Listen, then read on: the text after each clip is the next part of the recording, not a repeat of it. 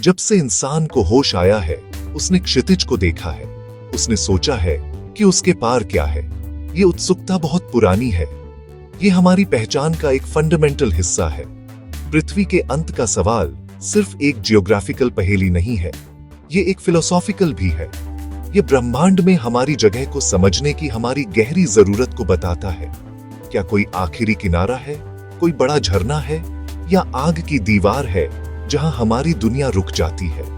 इस सवाल ने हजारों सालों से एक्सप्लोरर्स को प्रेरित किया है, मिथ्स को जन्म दिया है और थिंकर्स को चुनौती दी है। ये इंसानी इमेजिनेशन की कहानी है जो प्लैनेट की विशालता से मिलती है। ये अनवरत खोज हमारे शुरुआती पूर्वजों से शुरू हुई। वे छोटी, लोकलाइज्ड दुनिया में रहते थे। उनका ज्ञात ब्रह्मांड उन जंगलों तक सीमित था जहां वे शिकार करते थे, उन नदियों तक जहां से वे मछली पकड़ते थे, और उन पहाड़ों तक जिन्हें वे देख सकते थे। इन जाने पहचाने लैंडमार्क्स से परे सब कुछ अज्ञात था। ये गॉड्स, मॉन्स्टर्स और मिस्ट्री का एक रेल्म था। दुनिया का अंत बस उनके इलाके का किनारा था। बहुत दूर जाना सिर्फ एक फिजिकल यात्रा नहीं थी, यह एक स्पिरिचुअल यात्रा थी। इसका मतलब था ज्ञात दुनिया से अज्ञात दुनिया में जाना, एक ऐसी जगह जहां रियलिटी के नियम शायद लागू न हो। इस प्राइमल डर और फैसिनेशन ने दुनिया के अंत की पहली कहानियों को हवा दी। सोचिए, एक एंशंट मैरिनर, उसकी छोटी लकड़ी की नाव लहरों से टकरा रही है। वह रेखा देखता है जहां आसमान समुद्र से मिलता है। उसके लिए वह रेखा एक वास्तविक और टैंजिबल बाउंड्री है। क्या कोई जहाज बहुत दूर जाकर बस गिर सकता है? ये एक जेन्युइन डर था। ये शुरुआती अवधारणाएं अज्ञानता से नहीं बल्कि अनुभव से पैदा हुई थी। दुनिया, जैसा कि उन्होंने देखा, सपाट और फाइनाइट थी। सूरज एक सिरे से उगता था और दूसरे सिरे पर अस्त होता था। तारे ऊपर लटके हुए एक सेलेस्टियल कैनोपी थे। एक किनारे का विचार डायरेक्ट ऑब्जर्वेशन के आधार पर एक लॉजिकल निष्कर्ष था। इसीलिए इस अंत की खोज अस्तित्व की सीमाओं को स्वयं मैप करने का एक सरल मानवीय प्रयास बनकर शुरू हुई। यह स्थायी खोज हमारे कलेक्टिव डीएनए में बुनी हुई है। यही वही इंपल्स है जिसने प्राचीन पॉलिनेशियंस को विशाल प्रशांत महासागर के पार धकेला। यही वही भावना है जिसने यूरोपीय एक्सप्लोरर्स को न्यू वर्ल्ड की ओर बढ़ाया, और यही वही उत्सुकता है जो अब हमें तारों की ओर धकेल रही है। समय के साथ सवाल का रूप बदल गया है। हम अब दुनिया के किनारे पर एक फिजिकल क्लिफ की तलाश नहीं करते हैं। इसके बजाय हम अपने ज्ञान की सीमाओं, अपने सौर मंडल की सीमाओं और ब्रह्मांड की उत्पत्ति की तलाश करते हैं। पृथ्वी के अंत की तलाश मानव समझ की सीमाओं की तलाश में विकसित हो गई है, जो हमारी खोज और अपनी वास्तविकता को समझने की हमारी अंतहीन इच्छा का प्रमाण है। प्राचीन सभ्यताओं के पास दुनिया के आकार और उसकी सीमाओं के बारे में फैसिनेटिंग विचार थे। ये विचार आधुनिक अर्थों में साइंटिफिक नहीं थे। वे शक्तिशाली मिथ और कॉस्मोलॉजिकल बिलीफ्स थे। प्राचीन मिस्रियों के लिए दुनिया भूमि की एक सपाट डिस्क थी। देवता केप पृथ्वी का प्रतिनिधित्व करते थे। देवी नट उनके ऊपर आसमान का छाप थी। नील नदी उनके विश्व के केंद्र से होकर बहती थी, और एक विशाल ब्रह्मांडीय महासागर पूरे भूभाग को घेरे हुए था। पृथ्वी का अंत यह मिथिकल महासागर था, कैओस का एक स्थान जहां से सूरज हर सुबह फिर से पैदा होता था। उनका विश्व दृष्टि उनके भूगोल का सीधा प्रतिबिंब था, जिसके दिल में जीवनदायिनी नील नदी थी। प्राचीन भारत में दुनिया की अवधारणा और भी विस्तृत थी। हिंदू, बौद्ध और जैन कॉस्मोलॉजीज में एक केंद्रीय पर्वत, मेरु पर्वत का वर्णन किया गया था। दुनिया कॉन्सेंट्रिक महाद्वीपों या द्वीपों की एक श्रृंखला थी जो इसके चारों ओर व्यवस्थित थी। ये महाद्वीप खारे पानी, गन्ने के रस, शराब और घी के विशाल महासागरों से अलग थे। मनुष्यों की झांत दुनिया, जम्बूद्वीप, इन महाद्वीपों में से एक थी। पृथ्वी का अंत एक किनारा नहीं था, बल्कि सेलेस्टियल और अदर वर्ल्डली रेल्म्स की ओर ले जाने वाली सीमाओं की एक श्रृंखला थी। ये नक्शे नेविगेशन के लिए नहीं थे, वे स्पिरिचुअल डायग्राम्स थे जो देवताओं, राक्षसों और अस्तित्व के कई विमानों से भरे एक जटिल ब्रह्मांड को दर्शाते थे। स्कैंडिनेविया के नॉर्स लोगों की एक स्टार्क और ड्रामेटिक दृष्टि थी। उनकी दुनिया मिडगार्ड मनुष्यों का रेल्म था। यह एक सपाट डिस्क थी जो एक अगम्य महासागर से घिरी हुई थी। इस महासागर में एक भयानक सर्प जॉरमुंगंडर रहता था, इतना विशाल कि उसने पूरी दुनिया को घेर रखा था, अपनी ही पूंछ को काटता था। एक वाइकिंग नाविक के लिए दुनिया का अंत एक बहुत ही वास्तविक और खतरनाक जगह थी। यह एक दुनिया को खत्म करने वाले राक्षस का डोमेन था। उनकी मिथोलॉजी उन कठोर अनफॉरगिविंग समुद्रों से बनी थी जिनमें वे नेविगेट करते थे। कोहरे से ढका क्षितिज सिर्फ एक ऑप्टिकल इफेक्ट नहीं था, यह कैओस और विनाश का संभावित छिपाने का स्थान था। एक मिथिकल जानवर द्वारा संरक्षित एक फिजिकल बाउंड्री। दुनिया भर में मेसोपोटामिया से चीन तक इसी तरह के विचार पनपे। बेबीलोनियन एक फ्लैट अर्थ में विश्वास करते थे जो एक कॉस्मिक समुद्र से घिरा हुआ था। प्राचीन चीनी अपनी भूमि को मिडिल किंगडम मानते थे, एक गोल गुंबददार आसमान के नीचे एक वर्ग क्षेत्र। ये विश्वास मूर्खतापूर्ण कल्पनाएं नहीं थी, वे उपलब्ध सबूतों और सांस्कृतिक ढांचों का उपयोग करके दुनिया को समझने के सोफिस्टिकेटेड प्रयास थे। उन्होंने ऑब्जर्वेशन, रिलीजन और फिलॉसफी को मिलाकर रियलिटी की एक कोहेरेंट तस्वीर बनाई। पृथ्वी का अंत इन वर्ल्ड व्यूज का एक आवश्यक घटक था, जो एक ऐसी दुनिया को संरचना और अर्थ प्रदान करता था जो अन्यथा अनंत और केओटिक लग सकती थी। कई सदियों तक फ्लैट अर्थ का विचार इंसानी सोच पर हावी रहा। यह एक सहज और सरल मॉडल था। हमारे पैरों के नीचे की जमीन सपाट दिखती है, एक जहाज दूर जाते हुए क्षितिज के नीचे डूबता हुआ लगता है। यह कल्पना करना आसान था कि वह किसी दूर के किनारे पर गायब हो रहा है। इस युग के नक्शे अक्सर दुनिया को एक डिस्क या एक आयत के रूप में दर्शाते थे, जिसमें यरूशलेम, डेल्फी या कोई अन्य महत्वपूर्ण स्थान उसके केंद्र में होता था। पेरिफेरी के अज्ञात क्षेत्रों को अक्सर यहाँ ड्रैगन है के रूप में लेबल किया जाता था, एक स्पष्ट चेतावनी कि जात दुनिया का अंत खतरे का स्थान था। इस विश्व दृष्टि ने बहुत लंबे समय तक एक्सप्लोरेशन, ट्रेड और यहाँ तक कि पॉलिटिक्स को भी आकार दिया।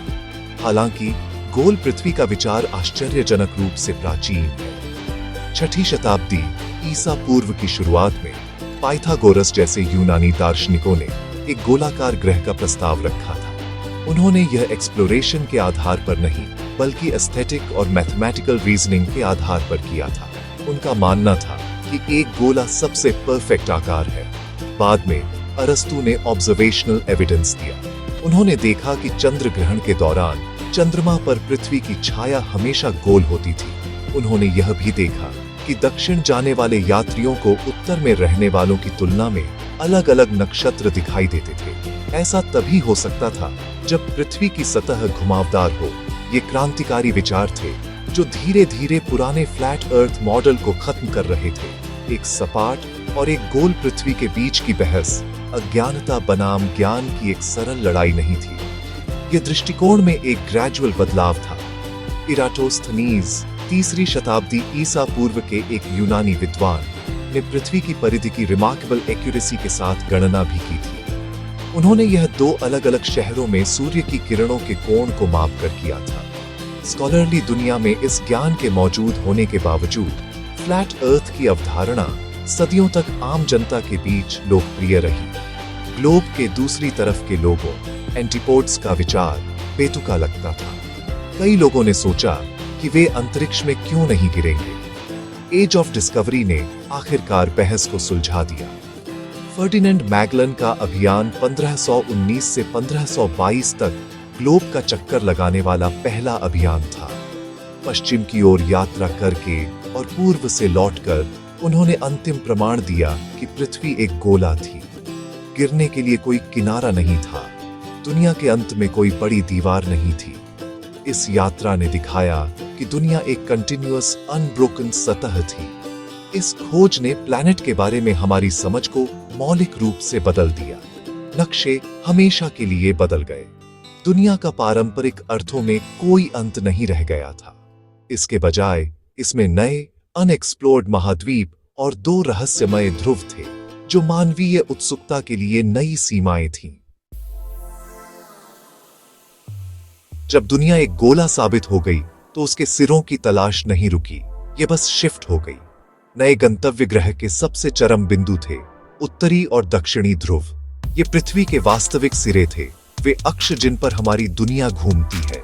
सदियों तक वे नक्शे पर खाली स्थान बने रहे, बर्फ और रहस्य में डूबे हुए।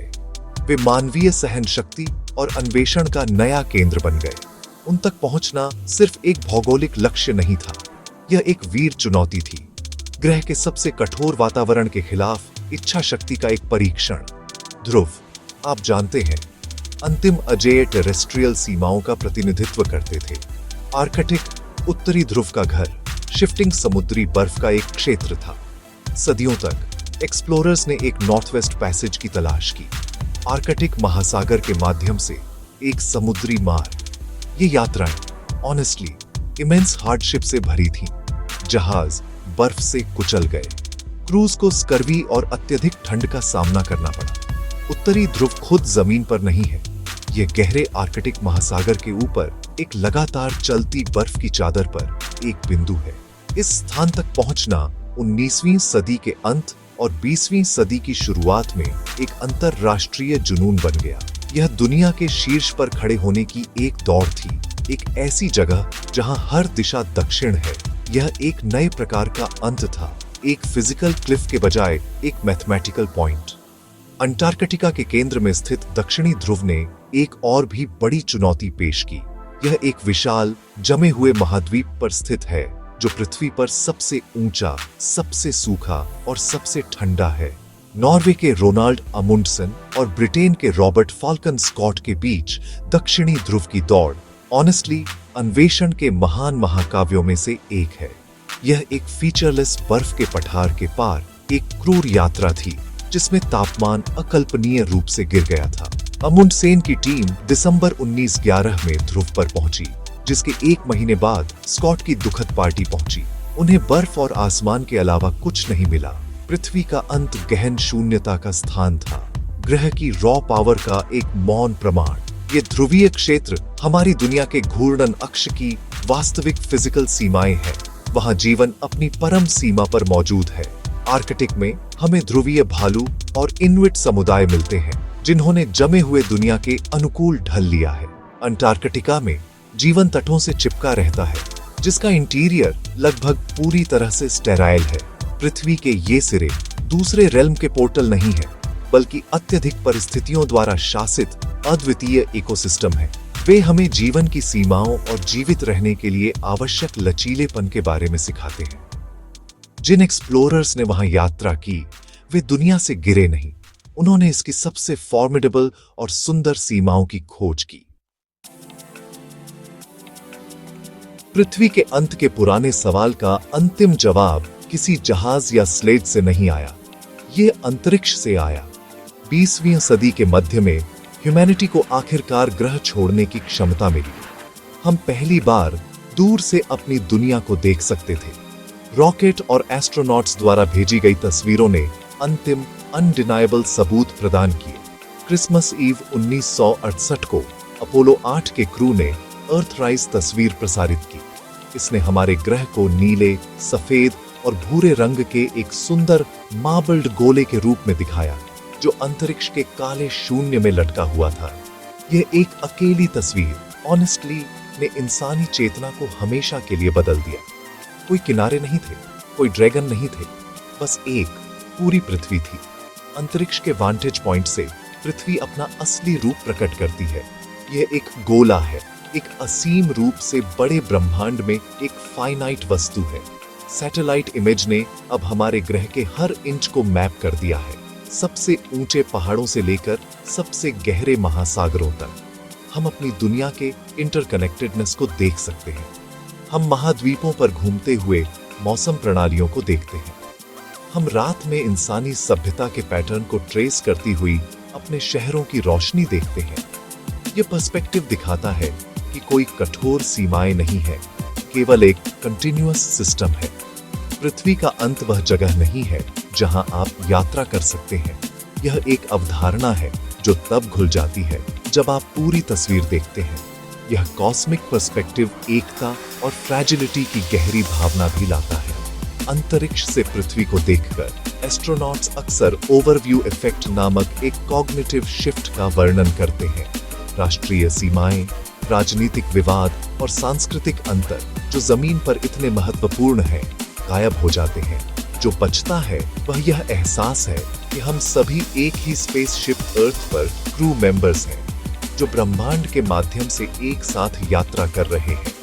यह दृश्य हमारे एकमात्र घर की रक्षा करने की हमारी साझा जिम्मेदारी पर प्रकाश डालता है। दुनिया के अंत की तलाश ने हमें आयरॉनिकली उसकी पूर्णता और उसे संरक्षित करने की आवश्यकता की गहरी समझ तक पहुंचाया। तो क्या पृथ्वी का कोई अंत है? जवाब नहीं और हाँ दोनों है। कोई फिजिकल किनारा नहीं है, गिरने के लिए कोई क्लिफ नहीं है। हमारा ग्रह एक फाइनाइट गोलाकार पिंड है, लेकिन अंत के लिए इंसानी खोज जारी है। यह हमारी प्रकृति का एक गहरा हिस्सा है, हमारे डर, हमारी उत्सुकता और अर्थ की हमारी इच्छा का प्रतिबिंब है। जिस अंत की हम तलाश करते हैं वह कोई भौगोलिक स्थान नहीं है, यह हमारे अपने ज्ञान की सीमा है। हमारे पूर्वजों के लिए यह क्षितिज था, एक्सप्लोरर्स के लिए यह ध्रुव थे। आज हमारे लिए यह ऑब्जर्वेबल ब्रह्मांड का किनारा और हमारी अपनी चेतना का रहस्य है। पृथ्वी का कोई अंत नहीं है, लेकिन इसे समझने की हमारी यात्रा अंतहीन है।